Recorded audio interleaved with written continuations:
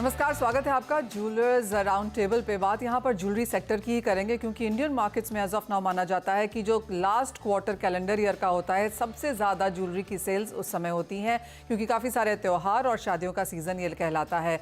इस साल में अब यहाँ पर क्या एक्सपेक्टेशंस हैं, आपको बता दें कि 7 लाख करोड़ का ज्वेलरी इंडस्ट्री बाजार है भारत का और कई रिपोर्ट्स ये मानती हैं कि अराउंड 13 से 20% का इजाफा सालाना यहाँ पर देखने को मिल सकता है 2030 तक भी। तो कितनी तैयार है यहाँ पर ज्वेलरी इंडस्ट्री इस तरह की ग्रोथ के लिए? क्या पैटर्न्स, क्या रिएक्शंस हमने पिछले साल में देखे हैं और इस साल में अब यहाँ पर क्या कुछ एक्सपेक्ट किया जा सकता है? सबसे पहले बात करेंगे सेंको गोल्ड के एमडी एंड सीईओ शुभंकर सेन हमारे साथ हैं। मिस्टर सेन, बहुत शुक्रिया हमारे लिए समय निकालने के लिए। आपको नए वर्ष की बहुत शुभकामनाएं। आपसे जानना चाहेंगे कि 2023 एज एन ईयर आपके लिए कैसा रहा? देखिए, 2023 as a year has been a great year. I am thankful to God. अगर देखा जाए तो हम लोग का जुलाई में आईपीओ हुआ, लिस्टिंग हुआ and with all the effort and hard work हम लोग अच्छे लिस्टिंग भी किए और फिर अच्छे रिटर्न्स भी दे पाए अपने शेयर होल्डर्स के लिए। नए नए स्टोर लॉन्च किए, नए ज्वेलरी कलेक्शन लॉन्च किए एंड अब तक ये जो शादी का पूरा सीजन चल रहा है, so we have been seeing a very good response. बहुत सारे शादीज नवंबर में हुए हैं, फर्स्ट हाफ ऑफ दिसंबर में हुए हैं। फिर we have seen the gold prices also in an upward movement which is giving the confidence to the consumers कि चलो ये gold is a great asset. Diamonds में भी हम लोग देखे कि बहुत सारे थोड़े बहुत वॉलेटिलिटी थे, प्राइसेस अप डाउन कर रहे थे, पर डायमंड का भी अच्छे खासे डिमांड बढ़ रहे हैं। We are seeing that gold का ग्रोथ के मुताबिक कंपैरिजन में डायमंड में ज्यादा ग्रोथ आ रहा है, which is a good sign. Young consumers खरीद रहे हैं, which has been a great scene Dhanteras में कि खाली सीनियर सिटीजन या मैच्योर्ड कंज्यूमर्स नहीं, यंग कंज्यूमर्स भी अभी ज्वेलरी लेने के लिए धनतेरस में आ रहे हैं। So all in all, I think it's been a great year. Thanks to all of you, the industry, all our karigars, customers, and thanks to God. आपने कहा कि डायमंड की ग्रोथ सोने से यहाँ पर बेहतर हुई है। अगर किसी परसेंटेज टर्म या नंबर से इसे वैलिडेट कर सकें? देखिए, अगर हम लोग ओवरऑल देख रहे हैं कि 18 to 20% ग्रोथ एक्सपेक्ट कर रहे हैं, उसमें अगर गोल्ड में 12-15% ग्रोथ अगर देख रहे हैं तो उस कंपैरिजन में डायमंड में almost 30 to 35% growth year on year हम लोग देखे हैं। सो वेडिंग सीजन हो, गिफ्टिंग हो, एनिवर्सरी हो, स्मॉल ज्वेलरी जो है, टिकट साइजेस, गोल्ड का प्राइस बढ़ने के लिए लोग 14 कैरेट 18 कैरेट ज्वेलरी खरीद रहे हैं डायमंड्स के साथ, तो उसके लिए वहां पे एक बूस्ट आए हैं। और वेडिंग्स में गोल्ड तो खरीदना ही है, बट उसके साथ साथ क्रूजोज में डायमंड ज्वेलरी का भी अच्छे खासे मूवमेंट हम लोग देख रहे हैं। मिस्टर सेन, साथ ही अगर अपनी भी बात कर सकें, ऑफ कोर्स जैसे आपने कहा अच्छी लिस्टिंग पिछले साल देखने को मिली, अच्छे खासे रिटर्न्स भी हैं, ग्रोथ यहाँ पर काफ़ी बेहतरीन है और काफ़ी स्ट्रॉन्ग इस्टेब्लिश प्लेयर के तौर पर आपने इसके साथ अपने आप को यहाँ पर इस्टेब्लिश भी किया है। अब यहाँ से क्या स्ट्रैटेजी है कंपनी की? लिस्टिंग एक बहुत बड़ा, आई एम श्योर एक टिक था जो आपने ऑलरेडी यहाँ पर किया, बॉक्स था जो टिक किया, लेकिन अब यहाँ से चाहे वो नंबर ऑफ स्टोर्स है या एक्सपेंशन हैं, क्या प्लान्स हैं इस साल के लिए? देखिए, लास्ट 5 साल 7 साल में व्हाट वी आर सीइंग अपने देश में है कि अनऑर्गेनाइज से ऑर्गेनाइज्ड सेक्टर जो उस डायरेक्शन में उस मूवमेंट ज्यादा हो रहा है, ग्रोथ ऑर्गेनाइज सेक्टर का ज्यादा हो रहा है। So it is a transformation जो हम लोग अपना ज्वेलरी सेक्टर में देख रहे हैं। तो as one of the leaders in the jewellery sector हम लोग उस हिसाब से फ्यूचर में ग्रोथ अपॉर्चुनिटीज बहुत, वी ऑल नो कि नेक्स्ट 10-15 साल इंडिया के लिए बहुत ही महत्वपूर्ण और बढ़िया साल होने वाले हैं। तो उस हिसाब से we have to create the platform, नए नए स्टोर्स बनाए, नया ज्योग्राफीज में जाए, नया प्रोडक्ट्स लॉन्च करे, नया डिजाइन लॉन्च करे। लास्ट 3-4 साल में हर एक साल मोटा मोटी हम लोग 15 से 18 स्टोर्स बनाते गए हैं। हम लोग का ओन स्टोर मॉडल है, फ्रेंचाइजी मॉडल है, खाली बड़े शहर में नहीं but small towns of India में भी ग्रोथ बहुत आने वाला है। सो टायर 2-3-4 सिटीज में थ्रू द फ्रेंचाइजी मॉडल हम लोग एक्सपेंड करते गए हैं। आज हम लोग इस साल में 150 स्टोर्स क्रॉस कर लिए। We are at 153 stores right now. So historically अगर देखा जाए तो वी हैव ऑलवेज ओपन 15 से 18 स्टोर लास्ट 3-4 साल में एवरी ईयर। तो उस रेट ऑफ ग्रोथ में हम लोग फ्यूचर में भी नए स्टोर्स खोलते जाएंगे। जहाँ तक बाइंग पैटर्न है, जैसे आपने कहा कि यंगस्टर्स, मिलेनियल्स भी अब यहाँ पर सोना खरीदने लगे हैं, ज्वेलरी खरीदने लगे हैं, धनतेरस जैसे दिनों को वो यहाँ पर ऑस्पिशियस मांग के सिंबॉलिक बाइंग भी करने लगे हैं। तो अगर हम, जैसे आपने कहा टियर 2 टियर 3 सिटीज़ में भी यहाँ पर बाइंग है, कहाँ पर मैक्स बाइंग है और जो पार्टिसिपेशन है किस तरह से वो ग्रो होता हुआ दिखा है? नहीं, मैक्स बाइंग जो अगर बोला जाए तो अर्बन सिटीज में मैक्स बाइंग तो हो ही रहा है, मगर टीयर 2, 3, 4 में भी अगर लास्ट ईयर के मुताबिक कंपैरिजन में देखें तो वहां पे भी अच्छे खासे ग्रोथ हुए हैं। सो पहले हम लोग का लास्ट ईयर में एक संकोच था कि रूरल और semi urban growth compare to the urban growth and digitization they were behind, but इस साल हम लोग देखे कि नहीं, digitization and growth in the rural markets have वो भी बहुत ही अच्छे तरीके से हो रहे हैं। और एक विजन जो I think as a jewellery sector हम लोग ले रहे हैं कि India as a jewellery making hub. तो ऐसा नहीं कि अभी हम लोग खाली अपना देश के लिए विद इन द मार्केट्स ही सोचेंगे, but we have to create products which is more global in design. Brands have to go more global. The government is also हम लोग को support करने के लिए कि कैसे made in India products, made in India brand, India should become a hub of jewelry making for the whole world. So इस हिसाब से पूरा बड़े सोच के साथ I think all the players in the jewelry sector will think that अपना brands को not only within the country but outside the country globally भी लिया जाए। साथ ही अगर एडवर्टाइजिंग एंड मार्जिन्स की बात की जाए तो कैसे देखती है कंपनी अपने आप को, कैसे पोजीशन कर रहे हैं आप इस साल के लिए? देखिए, एडवर्टाइजिंग बजट्स अगर हर एक साल ये साल में भी लास्ट ईयर के तुलना में the budgets have gone up. आप नए मार्केट्स में जा रहे हो, आपका ट्रेडिशनल मीडिया के साथ साथ डिजिटल मीडिया को भी इम्पोर्टेंस के साथ देना है, क्योंकि आज जो अपना वेबसाइट हुआ या जो भी सोशल मीडिया पेजेस हुए, कंज्यूमर्स का जो बिहेवियर है कि ट्रेडिशनल मीडिया के साथ साथ वो लोग मोबाइल फोन में क्या करंट अपडेट्स है, करंट डिजाइन्स है, लेटेस्ट ट्रेंड्स है, ये सारे चीज वो लोग फॉलो करते रहते हैं। And as brand we need to be there directly to the consumers hand ताकि we update them. That is one part of it. And digitisation में हम लोग मेटावर्स लॉन्च किए। मेटावर्स में एक वर्चुअल सेंको स्टोर जो हम लोग लॉन्च किए कि फ्यूचर के लिए अगर हम लोग देख रहे हैं कि आर्टिफिशियल इंटेलिजेंस, ऑगमेंटेड रियलिटी, ये सारे एस्पेक्ट्स कैसे अपना ज्वेलरी इंडस्ट्री में अप्लाई किया जाए और कस्टमर को एक बेटर एक्सपीरियंस दिया जाए। Technology in terms of manufacturing में भी कंप्यूटर एडेड डिजाइन कैसे और लाइट वेट ज्वेलरी बना पाए, ये सारा रिसर्चेस तो चल ही रहे हैं। सो उस हिसाब से अगर ब्रांडिंग मार्केटिंग में देखे जाए तो टेक्नोलॉजी बहुत ही इंपॉर्टेंट रोल प्ले कर रहे हैं। एब्सोल्युटली। साथ ही जैसे आपने कहा डिज़ाइंस यहाँ पर काफ़ी इंपॉर्टेंट है, as important as technology of course. तो टिकट साइज आप कैसे देखते हैं? कितना अभी भी ब्राइडल ज्वेलरी बाइंग है और जो बाकी है चाहे वो फैशन ज्वेलरी है, एवरीडे वेयर है, क्या टिकट साइजेस हैं?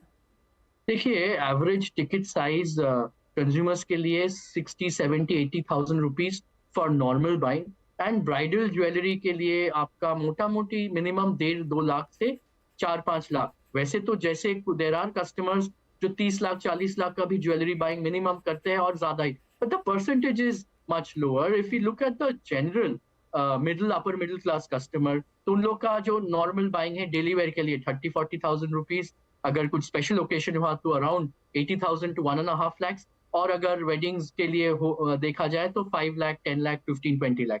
सो इस बजट में लोग अपना ज्वेलरी बाइंग कर रहे हैं, and we have to continuously make designs जो एवरीडे वेयर के लिए ज्यादा रहे। तो अपना एवरलाइट जो कलेक्शन है वो बहुत ही अच्छे तरीके से ग्रो कर रहे हैं। लोग छोटे छोटे एवरी ईयर एक कंज्यूमर 1 बार 2 बार 3 बार तक ज्वेलरी खरीद लेते हैं फॉर वेरियस ओकेजन। तो वैसे करके you have to keep coming up with new designs. एक फाइनल सवाल मिस्टर सेन, और जैसे आपने कहा कि काफ़ी चीज़ें हैं यहाँ पर करने के लिए आगे जाके मार्केट्स में, लेकिन एक चीज़ जो आपको लगता है अभी भी ऑन योर लिस्ट है जो आप 2024 के लिए टिक करना चाहेंगे, वो क्या है? नहीं, ऑन योर लिस्ट मतलब I will speak for the company and for the industry. आज जिस हिसाब से हम लोग ग्रो कर रहे हैं, it is very important that हम लोग का टीम बिल्डिंग जो है, man power, skilled people, skilled कारीगर्स, बिकॉज वो बैक एंड अपने को स्ट्रॉन्ग करते जाना है, so that with the growth of the country and the growth of the sector, we can continuously supply with the products and give that service to the customer. So I think that ये for the whole industry will be important that उन लोग को trained manpower, trained people to serve the customers होना चाहिए। And जैसे जैसे future में changes आएंगे, we will see digital gold picking up in a big way. Then we will also see ONDC, जहाँ पे directly we'll have new platforms consumer को serve करने के लिए। The digital rupee as a product and commodity वो जैसे launch होंगे, so as a sector for more transparency we will have to adopt those new technology, gift city, IIBX, ये सारे चीज जब हो जाएंगे, so then the supply of gold and raw material will come closer to the market, and that will make our manufacturing and our service to customer more competitive. Lab grown diamond एक नया aspect रहेगा. Already last 1-2 साल से वो बहुत ही अच्छे तरीके से धीरे धीरे ग्रो कर रहे हैं. And these will be the new areas जो इंडस्ट्री को future products and future innovation के लिए कस्टमर्स को हम लोग सर्व कर पाएंगे. एब्सोल्युटली एक एवर चेंजिंग सिनेरियो है और उसके साथ साथ बढ़ना होगा इस इंडस्ट्री को भी. और जैसे मिस्टर सेन कह रहे हैं कि बढ़ते हुए हम नज़र आ भी रहे हैं. काफ़ी सारी कंपनीज़ ने यहाँ पर मेटावर्स में भी कदम रखा है. लैब ग्रोन्स भी यहाँ पर हैं. और of course IBX, gift cities, service, customer service is another thing जो काफ़ी हद तक लोग जिनका ध्यान रख रहे हैं. और स्किल्ड मैन पावर, चाहे वो कारीगरी हो या फिर कस्टमर सर्विस, ऑफ कोर्स सभी तरीके से यहाँ पर इसको देखने की एक्सपेक्टेशन. मिस्टर सेन, बहुत शुक्रिया हमारे साथ आज यहाँ पर जुड़ने के लिए और वो तमाम फैक्टर्स पर नज़र भी रखने के लिए.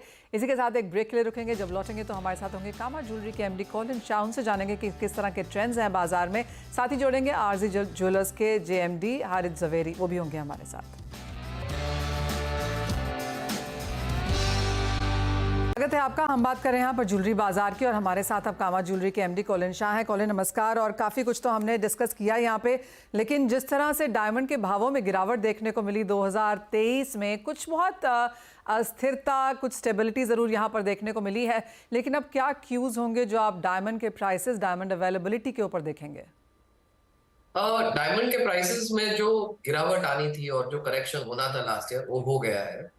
अभी स्टेबल है एंड एटलीस्ट इंडस्ट्री को ऐसी अपेक्षा है कि नेक्स्ट ईयर और नॉट नेक्स्ट ईयर रादर 2024 में थोड़ा अप्रिसिएशन मिलेगा प्राइस में. सो वो जरूर दिख रहा है. एंड द रीजन बीइंग कि यूएस इकोनॉमी जितना सबको लगा था उतना बुरा नहीं हुआ है. रिसेशन एक्चुअली आया ही नहीं है और फेड ने भी बोला है कि लगभग 3-4 बार ये साल रेट वो लोग घटाएंगे. सो जैसे प्याज घटेगा वहां पे कंजम्पशन और बढ़ेगा और डायमंड की खरीदारी आई थिंक बरकरार रहेगी. सो नेचुरल डायमंड में कोई प्राइस की डिक्रीज अब लग नहीं रही. Alright, price out of the way Colin. ज़्यादातर इंडस्ट्री रिप्रेजेंटेटिव्स का ये भी मानना है कि जो डायमंड के प्राइसेस गिरे हैं उसका फ़ायदा उनको सेल्स के तौर पर हुआ है. अगर परसेंटेज टर्म्स में अप्रॉक्स बात करें तो कितना आपको लगता है डायमंड सेल्स बढ़ी हैं? डायमंड सेल्स लो सिंगल डिजिट में बढ़ी होगी इंटरनेशनली. ओके. और इंडिया में आप देखोगे तो लगभग 15-20% का ग्रोथ हुआ है लास्ट सीजन में अक्रॉस द बोर्ड. कॉलिन, साथ ही अगर डिज़ाइंस की भी यहाँ पर बात की जाए, क्योंकि ये भी काफ़ी हद तक एक चर्चा में चीज़ रही है, मॉडर्न वर्सेस एथनिक का डिबेट हमेशा जारी रहता है. कैसे देखते हैं आप ये डिवाइड? दो तरह के मार्केट हो रहे हैं. सो एक है लग्जरी मार्केट, राइट, और जहाँ पे सुपर रिच और बड़ी शादियां और पैसे जो स्पेंडिंग हो रही है वहां पे ज्यादा बैक टू द रूट्स और legacy kind of jewellery, polki, jadau, आज हीरे की सेट है तो भी वो विंटेज और विक्टोरियन लुक में ज्यादा चल रहे हैं. और जब एवरीडे वेयर फैशन ज्वेलरी है सो वहां पे ज्यादा मॉडर्न और कंटेम्पररी डिजाइन्स टाइप का सेल्स हो रहे हैं. कॉलिन, साथ ही जिस तरह से हमने नेचुरल डायमंड प्राइसेस गिरते हुए देखे, उसका एक सीधा इम्पैक्ट लैब ग्रोन्स पे भी देखने को मिला. वो भी एक बाजार है जहां पर खरीदारी अच्छी खासी बढ़ी. अब क्योंकि एक नए साल में है, कुछ हद तक कुछ एक्सेप्टेबिलिटी यहां पर भी आई है, अवेयरनेस भी बढ़ी है. तो 2024 को किस लिहाज से देखेंगे आप? 2024 में जैसे 23 का ही ट्रेंड था, आई थिंक शुरुआत 23 से ही हो गई थी. और 24 में आई थिंक वो शायद वो डिवाइड जो है वो शायद शार्पर हो जाएगा. कि आज जो जिसको नेचुरल लेना है वो नेचुरल ले रहा है, जिसको लैब ग्रोन लेना है वो लैब ग्रोन ले रहा है, और कोई बहुत सारे कस्टमर है जो दोनों ले रहे हैं. सो अभी दिस और दैट नहीं है, इट्स दिस एंड दैट. दोनों चीज की खरीदारी हो रही है और दोनों मार्केट का एक अच्छा सेगमेंटेशन और डिफरेंशिएशन भी हो रहा है डिजाइन के द्वारा. कि आप देखो आज किस टाइप की ज्वेलरी जो बिक रही है, तो आज दोनों में एक अंतर आ गया है. और यूएस में वो डिवाइड बहुत अच्छा खासा शार्प हो गया है और वो मेरे को लग रहा है यूरोप, गल्फ, इंडिया, सब जगह दूसरे मार्केट्स में भी धीरे धीरे वैसे ही हो जाएगा कि दोनों चलेंगे. अब रही प्राइस की बात, सो नेचुरल स्टेबल हो गया है, लैब ग्रोन एक हद तक काफी रिड्यूस हो गया है. अब यहाँ से बहुत और रिडक्शन की उम्मीद मैं नहीं रखता हूँ है, क्योंकि अब वायबिलिटी का भी सवाल आ जाता है बहुत सारे मैन्युफैक्चरर के लिए. सो अभी आज अच्छा डिवाइड है रिटेलर्स के लिए भी, कॉन्फिडेंटली दोनों सेक्टर में बिजनेस करने के लिए, कंज्यूमर को भी दोनों लेने के लिए, I would say that. All right. हम टेक्नोलॉजी की बात हर सेक्टर में यहाँ पर करते हैं, आप कैसे देखते हैं industry marrying into technology, online की चाहे बात की जाए, चाहे और मॉडर्न डिज़ाइंस की बात की जाए? आज मनीषा, मैं एक चीज बोल सकता हूँ कि हमारी इंडस्ट्री जब टेक का पूरा वेव आया था 80s 90s एंड अर्ली 2000 में, तो वो दूसरे सेक्टर से पीछे था, okay, in terms of take.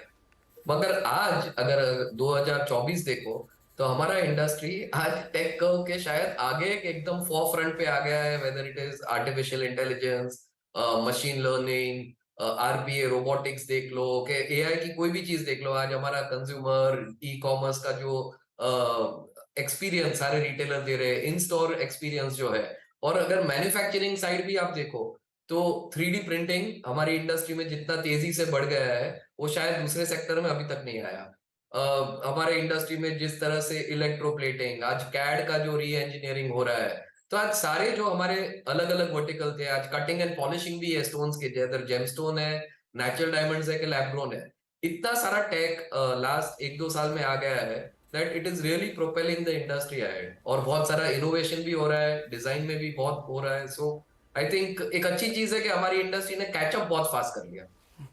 All right. जिस तरह से आपने बात की है कॉलिन, मुझे लग रहा है कि एक शो खाली टेक एंड ज्वेलरी को लेकर करना पड़ेगा, चाहे वो एआई, मशीन लर्निंग, इलेक्ट्रोग्रेड। आई मीन ये सब तो मुझे इतना कुछ डिटेल में पता भी नहीं है, but I am sure I am willing to learn, और एक जल्दी इसके बारे में और भी बात करेंगे। लेकिन बहुत शुक्रिया आपका भी हमारे साथ आज यहाँ पर बनने के लिए और वो डिटेल में चर्चा भी करने के लिए। हमारे साथ एक नई आईपीओ लिस्टिंग भी है। आरजी ज्वेलर के जेएमडी हरित जवेरी हमारे साथ हैं। हरित, नमस्कार, और आपको तो डबल कंग्रेचुलेशंस, एक तो नए साल की और दूसरी आईपीओ की भी। सबसे पहले आपसे यही जानना चाहेंगे कि आप कैसे देखते हैं मार्केट, कैसे देखते हैं कंपटीशन, और क्या प्लान्स हैं अब आगे जाकर? Manisha ji, thank you very much. Yes, ये साल जो नया है इसमें RVZ has turned into a listed company, and we are very happy with the market responses and the forces that are acting. Especially जब हम लोग मार्केट को देखते हैं तब पूरा जेम्स एंड ज्वेलरी मार्केट जो है दो हिस्सों में बटा हुआ है। एक है डेली वेयर सेगमेंट और दूसरा है occasion wear segment. Occasion wear generally एक इवेंट लिंक्ड परचेज है, और जैसे ही आपके शो में आपने बताया कि Q3 जो है इसमें दोनों ही चीज आ जाती है, फेस्टिव और ओकेजन दोनों ही आ जाता है। So I think till now the market has been robust in terms of gold. सोने का दाम बढ़ने से कंज्यूमर को कॉन्फिडेंस हर बार रहा है, इंडियन कंज्यूमर्स को, के मेकिंग चार्जेस जो लोग ऑब्वियसली प्रीवियस ईयर में बाय किए हुए थे, आज you can see that there making charges have turned because of the commodity prices into now an investment. So they are very happy on the ground level, that what we are witnessing.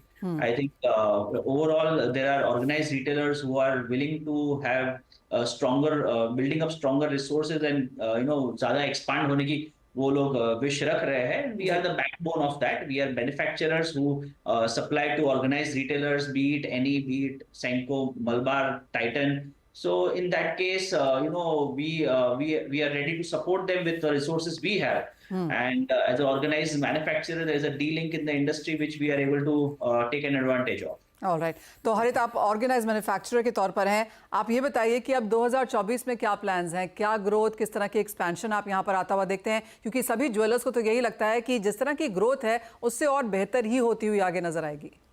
Correct. सो अभी हमारा जो segment है Manisha ji, organised manufacturer, वो 85% unorganised है, जब retail industry जो है वो 40% ऑलरेडी ऑर्गेनाइज हो चुका है। तो ये डीलिंग की वजह से द कंपनी जो हम लोग देख रहे हैं वो काफी रोबस्ट ग्रोथ देख रहे हैं, एंड हम लोग टनेज के हिसाब से ग्रो कर रहे हैं। आई थिंक जब कंपनीज जो है वो वॉल्यूम्स और टनेज के हिसाब से अगर ग्रो करती है तो फंडामेंटली स्ट्रॉन्ग कंपनी कहलाती है। और don't want to quote any percentage और numbers, but I can surely say that हम लोगों ने अपना इक्विटी जो है with the listing we have doubled it because of the IPO proceeds, and you will see the relevant results in on the same side in subsequent 2 years.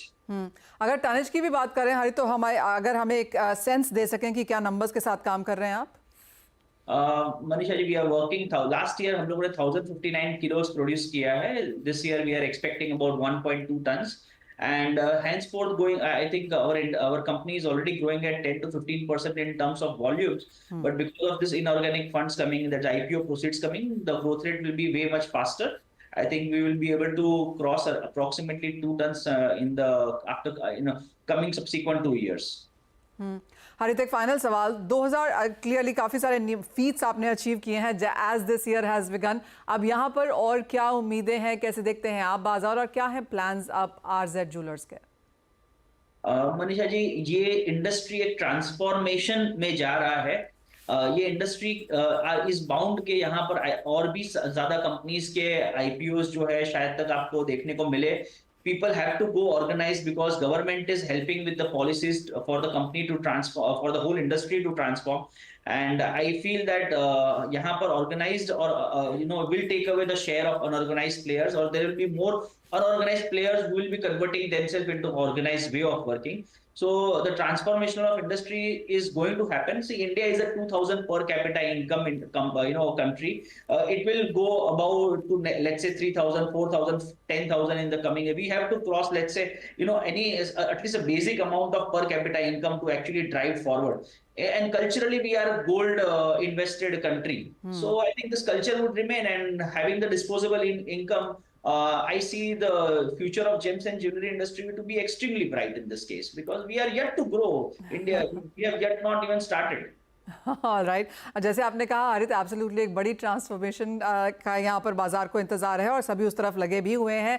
बहुत शुक्रिया आज हमारे लिए CNBC आवाज़ पर समय निकालने के लिए। आशा है आपसे फिर से यहाँ पर बात होगी आगे जाकर, लेकिन तब तक आपके लिए 2024 एक बहुत ही महत्वपूर्ण मंगलमय साल रहे। वेल, इसी के साथ ज्वेलरी राउंड टेबल में आज के समय में इतना ही सार का समय है, लेकिन आप बने रहिए CNBC आवाज़ के साथ।